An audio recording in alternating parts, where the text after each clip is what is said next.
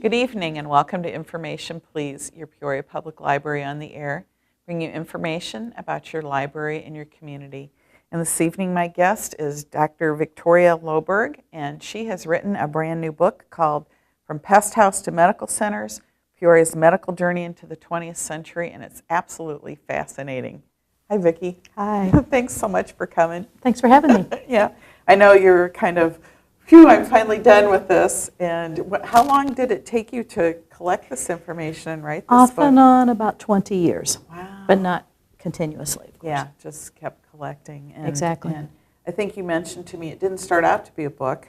No, it began as more of a thesis, really, about the role of women in Peoria's medical history. It was fairly academic with footnotes and bibliography.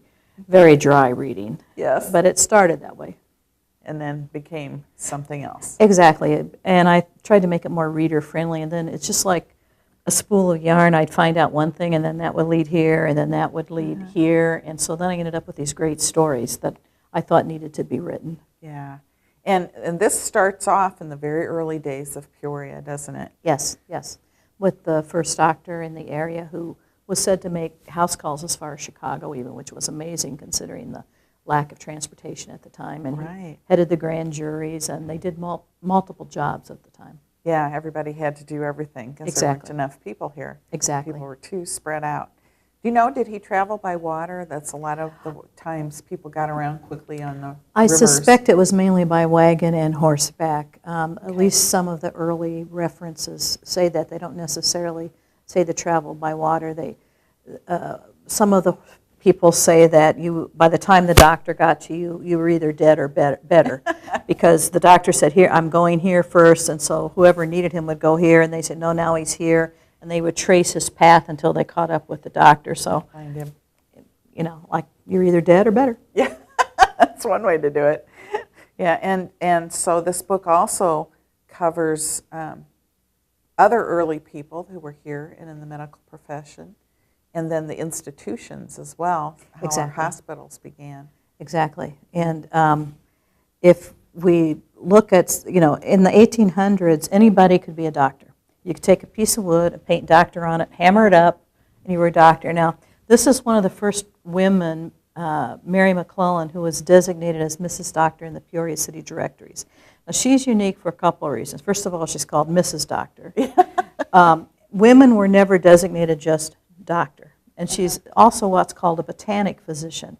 Women were denied admission to legitimate medical schools. And so they often practice what would be called non-traditional medicine. So a botanic doctor would use mainly plant products to treat patients.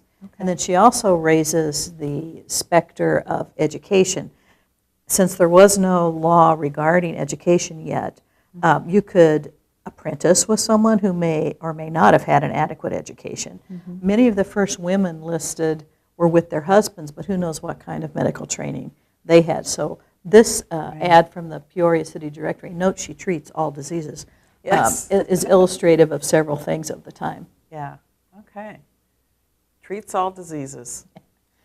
Yeah, she's And a second, opposite the courthouse. second So- stairway too. Yeah, second stairway opposite the courthouse. So we could find her.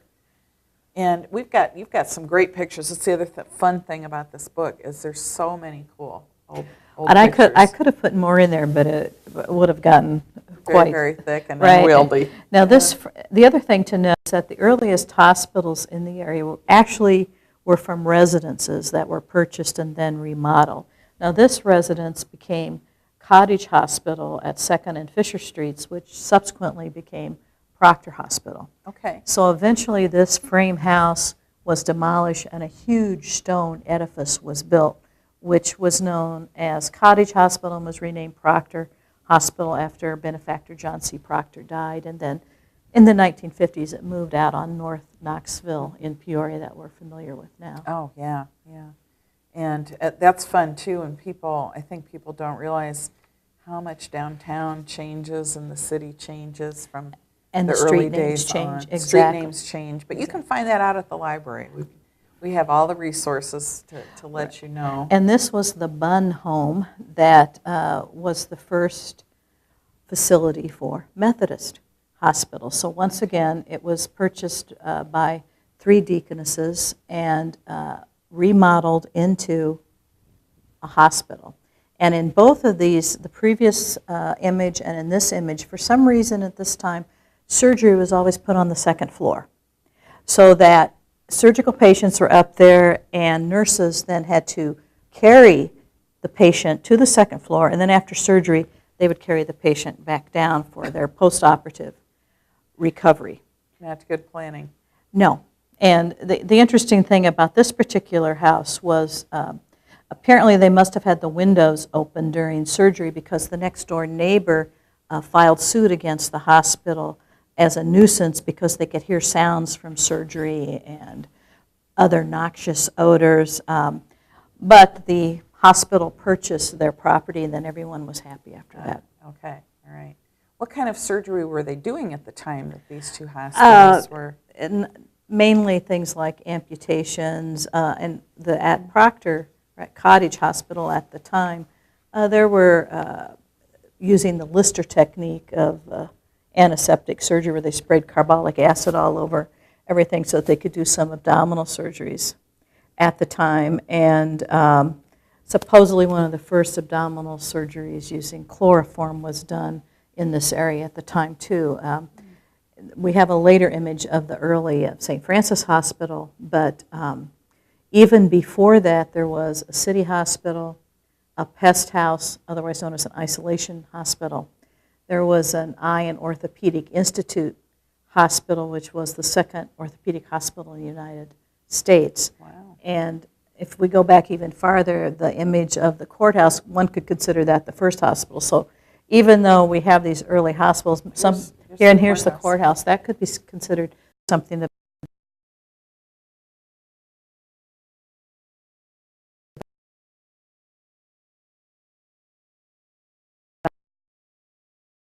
about this. They were concerned about an impending cholera epidemic.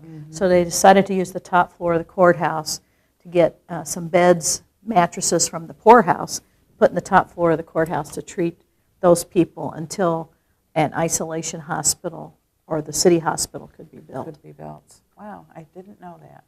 I love the cows down by the... Yeah, well, I think that's the typical city square. Exactly. Where, the courthouse in the middle, and they probably had, grazing ground and everything else going on there.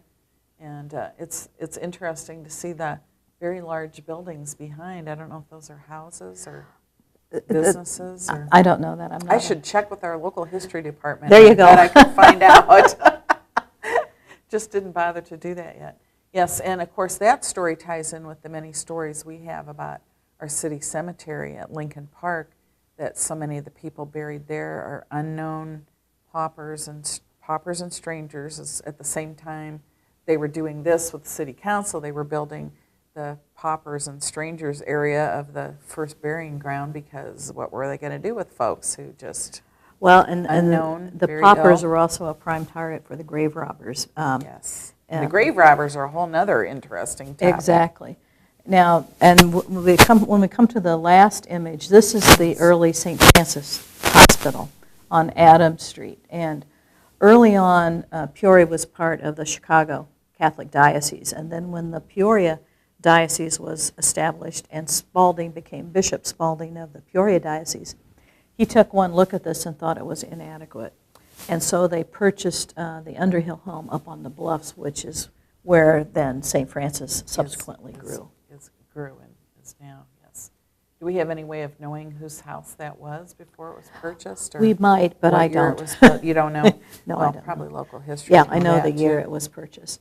And we have a portrait of Robert Roscotten. This is a very interesting physician I came across, and I have the original 4-page letter that his son wrote for historical reasons for some publication. It's essentially almost an obituary of his father. Mm-hmm.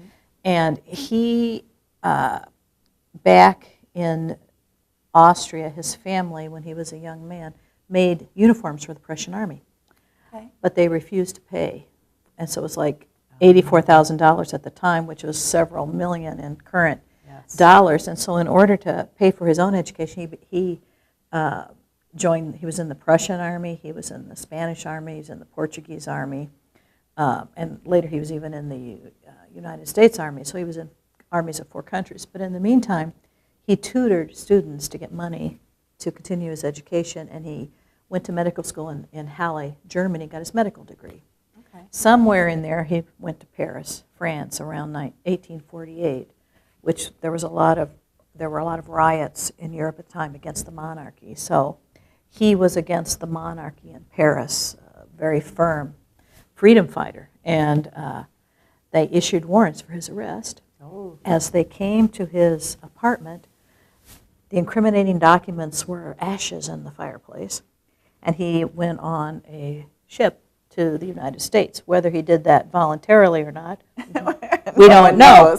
But he was the only physician on board with several hundred people. I think it was something like 6 weeks or 13 weeks, several weeks to cross the Atlantic. And his son then later found a letter from many of the passengers saying how kind he was and how he treated everyone on the boat, because he was the only doctor during this crossing, and they were all crammed in. He landed in New York, subsequently went down, came up the Mississippi, was in Pekin for a while, finally came to Peoria, where he became known as a great diagnostician, diagnosing chest diseases. But he was also somewhat of a romantic. He wrote 2 dramas. He wrote one about Carlotta of Mexico and Maximilian. And if you get online now, some 21st century theater appreciation classes are looking at that. Wow. And then he wrote another drama about Granada and Spain conflict. So he spoke like 5 different languages, could read Greek and Latin. I mean, so he's a multifaceted kind of. And Peoria being a very, having people from everywhere coming through here, and also on the boat, that must have been a wonderful help as a physician to be able to communicate. And he was a with founder people. of the German school here in Peoria, and was on their school board for many years too. So a real renaissance. And of course, he I think probably had a lot to do with the early days that founded the library, because we had the German Library, the association that came out of the singing group, and then that was one of the roots of Peoria Public Library, that with the Mercantile Library. And the libraries started like the medical groups did, except we ended up as one big thing, whereas we still have 3 separate hospitals. Yes. But with the libraries, of course, we had the German Library, the Mercantile Library. We had 2 preachers that were arguing about what should be in the library, and they each started their own library, and then those merged. And all those, once there was a law passed to form public libraries in 1870, then by 1880, then Peoria had a public library. But interestingly enough, the librarian from here in Peoria is the man who wrote the library law that's used across the country. So I don't think people realize how many bright, innovative, progressive people settled in this area and did things that affected the entire country. Especially in the 1800s. I mean, we had multiple newspapers of different nationalities that were published in Peoria at this time, too. Absolutely, absolutely. And that could be why we ended up growing from a pest house to medical center, if people thought things were happening here. So you started your research with women and women in medicine. So tell me a little bit about some of your research about nurses and nurses training. Well, it's very interesting that there was no specific training to start with. A lot of folks gained their experience during the Civil War. There were about 7,000 trained and untrained nurses in the Civil War. The fact that I found very interesting was the fact that there were male nursing schools in the 1800s. That is. St. Alexis in Chicago it was the closest one. And if you go through the Peoria City directories, there are definitely male names listed under nurses. The problem is it's almost impossible to trace these gentlemen looking at census records and other things. The only thing we have is a single name there. And what I would like to try and find out, I didn't find it in the records of the Peoria City Medical Society, but this is Victorian time. Were male nurses allowed to care for female patients? We had female nurses caring for male patients, but was there any discrimination there? As Peoria grew and the hospitals were founded, there was more need for skilled nurses. So each hospital began a nursing school. And the ones at Methodist and St. Francis exist to this day. The one that was at Proctor did not. That kind of was stopped as they did the move up to far north Peoria. Okay. And those schools all were training women, though, rather than men Yes, and women? in the early years, they were all women. And in the early years of the St. Francis School of Nursing, they were all nuns. And then that eventually changed, and they accepted lay people. There are some interesting stories, letters from some of the early nurses. There was not a lot of electricity at this time, so they were using candles, and some of them used to wear these little gauze caps. And there's a story, a letter that I quote in the book, that one of the nurses, they periodically would bend over to do something, and they'd torch their hat. And they had to keep doing what they were doing. They just kind of had to ignore that and put the hat out. But it was very Spartan existence too. That it makes you wonder why they would take up that life. But and just some of what I've read, here, like working almost 24 hours straight and not being allowed to go out, and very controlled and very.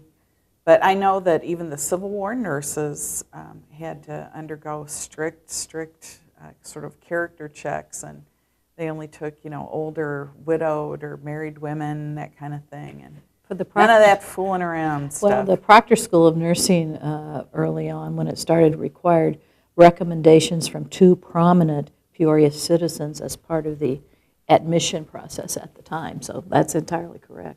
Yeah, you wonder what they were worried about or concerned about, or just was there so many other diseases you could spread, or they're worried about blackmail or criminals, or unknown. Yeah, completely unknown. Yeah. Well, and another thing I really like in this book is you have these wonderful appendix. In addition to all the great photographs, you have some appendix that I always like to be able to see where things fall in time, and that's exactly what you've done. There's a wonderful timeline that says when different things, like 1895 X-ray discovered, and 1900 blood types discovered, making blood transfusions possible. But 1870 city sewers installed. Peoria Pest House constructed, 1856. And what an awful thing to be sent to the pest house. And usually you were a charity case if you ended up there. Because if you were going to be quarantined, you were often quarantined in your home. And so those were often the charity cases that were at the pest house. Had no place else to go, exactly. So they went to the pest house. But just what an awful name. You pest, go to the pest house. That's terrible. Yeah, and this takes us right up to 2013 with our recent change to Unity Point Health Methodist. I tried to keep everything current as far as the names went. When you do that, this is not written in any chronologic order, and so I wanted to let people know that none of these things were happening, like you say, by themselves. This was in a whole surrounding of other things that were going on at the time. In 1848, there was all the unrest against the monarchy in Europe. We had folks coming, like Roscommon, come to the United States. 1848 is the same year that Peoria Medical Society was founded. So there's just a lot happening, and so by doing the timeline, I can see that nothing, as you say, happens in a vacuum. Yeah, nothing, and it's always interesting, too, to be able to put this in place and see, okay, electricity's invented, how does that affect medicine? Well, nobody's cap's probably going to catch on fire anymore. They didn't catch the hair on fire anymore. Yeah. Well, there's so many terrible stories about, women burning to death, too, when their skirts caught on fire in the fireplaces and that kind of thing. Well, one of the pest houses burned down because they had oil lamps and coal fires, and it probably wasn't the best constructed facility either. So. Right, probably thrown together quickly, which unfortunately too many things are throw it together quickly because we need it right now and we'll replace it, and then the replacing never happens. I love Appendix B and C because you've got, well, and even D, you've got these snapshots from the city directory, which you said you're probably one of the few people who's read that city directory from beginning to end, which I love. But if you look at 68, 69, there's 10 distillers, 15 druggists, 2 embalmers, 19 hotels, 3 halls and theaters. Obviously, that was before our vaudeville days. 1 hoop skirt manufacturer, 15 insurance agents. I'm always surprised they had insurance that early. Well, it was a topic of conflict because the Peoria Medical Society members felt it was a violation of privacy to give any information to the insurance company. And so there was this battle of wills for quite some time. And then they finally agreed to provide only what was reasonable and prudent. Reasonable and prudent. But then it's got, we've got 37 physicians, and of course this is 68, so this is right after the Civil War, 23 allopathic, 5 botanic, 3 eclectic. What were those? The eclectic physicians claimed to take the best from everybody and use it. Okay, so they're eclectic. And 6 homeopathic. Homeopathic was quite popular at the time because it felt that you could diagnose the disease by listening to the patient, and they spurned the usual bleeding and purging activities of the time, so that made it more popular. Yeah, and probably did a better job maybe in there. Could be. And then there's 10 real estate agents, but 113 saloons. It seemed there was a saloon on every corner. I mean, who do you know sits and reads the city directory and counts all the saloons? But, you know, we were the whiskey capital of the world, so. We were, but I think saloons are pretty common everywhere. And it's a meeting place. It's a community meeting place, and even into the 50s and 60s here, we still had the neighborhood taverns that everybody went down to after dinner because you're not sitting home watching TV. TV may have done more to kill off the taverns than anything else. But then 10 years later in 1875, you've got 68 attorneys, 15 bakers, which of course by then Trufsker's was well established. Exactly. And if anybody hasn't been to Trufsker's lately, it's a good day to go, I think. And their long history that they still are in there and still using those original recipes. Yep. 24 barbers, 30 blacksmiths, which of course at this time you've still got, everybody's on horses and you've got all those wagon wheels and you've got horse-drawn trolleys too. Yeah, trolleys, everything else. And they used to, this main library is right here on Main and Monroe, but there used to be a station where they added an extra team of horses to pull them up the hill, up Main Street Hill, and then would unhitch them at the top. I was thinking, how long did that take? Would it have been quicker to walk? 40 carpenters and builders, 25 coopers, which of course they made barrels, which for the distillers. In the whiskey capital of the world, you must have barrels. 5 dentists, 7 distillers, 17 druggists and apothecaries, 7 newspapers, 44 physicians, and 109 saloons. So the saloons didn't go down much, but it looks like the physicians no, there's probably less if you just do them overall. Because if you add those other people in. Exactly. It kind of depends when the licensing laws came into effect, too, that many physicians left.